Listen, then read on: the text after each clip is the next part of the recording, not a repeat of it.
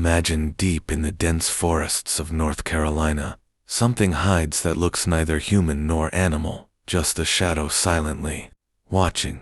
Tonight's story is about that same strange presence, something beyond understanding, so watch till the very end.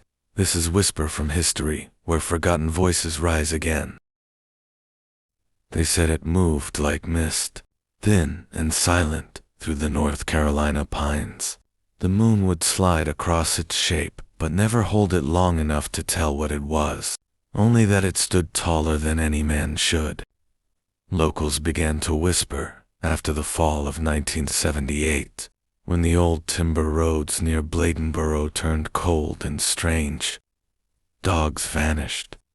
Hunters came back pale, with trembling hands. They spoke of a shape that watched them from between the trees. No sound, no breath, only stillness, and eyes that did not shine but swallowed the light around them. One night, a farmer named Lewis Carr heard his daughter crying from the porch. She said someone was standing near the barn.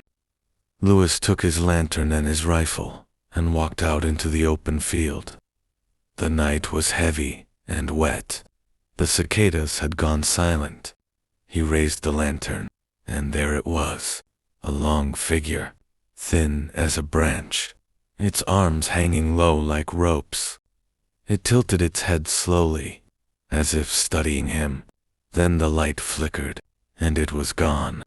For weeks the Carr family refused to leave the house after dark. Sheriffs came. Reporters followed. They found nothing but footprints. Long, narrow prints that sank too deep into the soil to belong to any known animal. Some claimed it was a prank. Others believed it was something from an older time. Something that lived between the trees before men built roads through the swamp. But stories have roots, and in Bladen County those roots reached back to the early 1900s. Loggers once told of a shadow man that guarded the forest, a figure said to punish anyone who cut too deep into the old wood. Many thought it is superstition, yet after the sawmill fires of 1912, few ever dared to speak of him again. By the 1980s, teenagers began testing the legend. They called it the slender figure. Some said it was tall. Others said it could change shape, but all agreed it carried a stillness that made the world around it freeze. In 1984, two brothers camping near Singletary Lake heard something drag across their tent. When they looked outside, they saw long impressions in the sand, as if something had circled them again and again. Local rangers found nothing, but the fear never left, and the woods remained empty for years. Then came 1992. A young journalist named Ellen Brooks arrived from Raleigh. She wanted to document forgotten Carolina folklore. She interviewed families around Elizabethtown, listened to men who swore the shadows still moved near the riverbanks. Ellen followed the trails alone one misty evening. Her notes were found near a collapsed cabin. Her car still parked by the road. She was never seen again. The search went on for weeks. Helicopters scanned the swamp. Dogs refused to go farther than the tree line.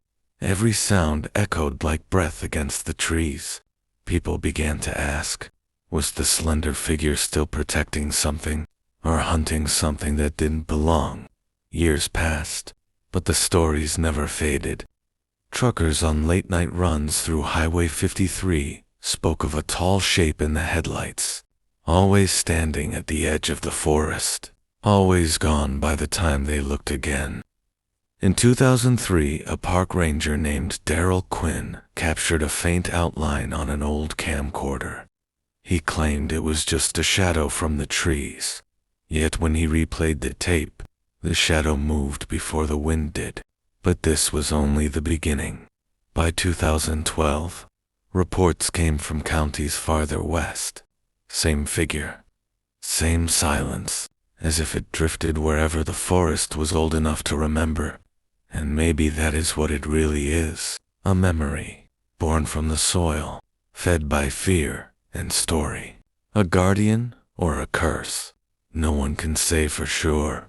When the fog rises over the Carolina woods, and the trees stand like ghosts in prayer, some still claim to see it there, watching, waiting, not to harm, but to remind that some things never left these woods. They simply learned how to stand still long enough to be forgotten. Maybe some stories never truly end, they simply wait for someone to remember them again. If you liked this story, don't forget to subscribe to the channel